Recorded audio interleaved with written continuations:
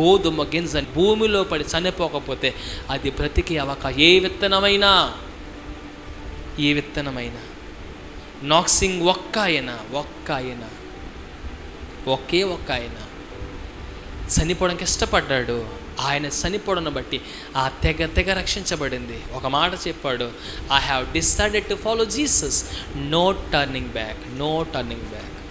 నేను యేసు ప్రభుని వెంబడించడానికి నిర్ణయం తీసుకున్నాను. ఇంకా నేను తిరగను.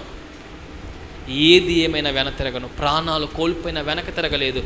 ఆ ఒక్క వ్యక్తి ప్రాణం అర్పిస్తే ఆ తెగ ప్రజలందరూ రక్షించబడ్డారు. ఈ రోజున దేవుడు ఆ సమయం వరకు మనం నడిపిస్తాడు.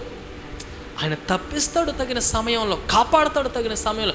ఆయన విడిచిపెట్టేవాడేమి కాదు. మొర్దెకై తలవంచలేదు, మొర్దెకై తిరగలేదు, తన ముందున్న సమస్యలకు తలవంచలేదు. తను తీసుకున్న నిర్ణయాన్ని బట్టి ఇబ్బందులు పడినా ఏమాత్రం విడిచిపెట్టి వెనక్కి వెళ్ళలేదు. కాబట్టి రోజులు గడిచేసరికి జరిగింది ఏంటంటే, మొర్దెకైని దేవుడు ఎక్కడైతే మొర్దెకై పడిపోయాడో, ఎక్కడైతే మొర్దెకై బలహీనపడ్డాడో, ఎవరైతే మొర్దెకైని తీసుకుని వెళ్ళి ఉరి శిక్ష చంపేద్దాం అనుకున్నారో వాళ్ళ ద్వారానే దేవుడు మొర్దెకైని గణపరుస్తాడు. హల్లెలూయా. మొర్దెకైని దేవుడు గణపరిచాడు. ఎక్కడైతే మొర్దెకై మనం పడిపోయామో అక్కడే దేవుడు పైకి లేపుతాడు. అక్కడే దేవుడు ప్రతి ఒక్కరిని నిలబెడతాడు.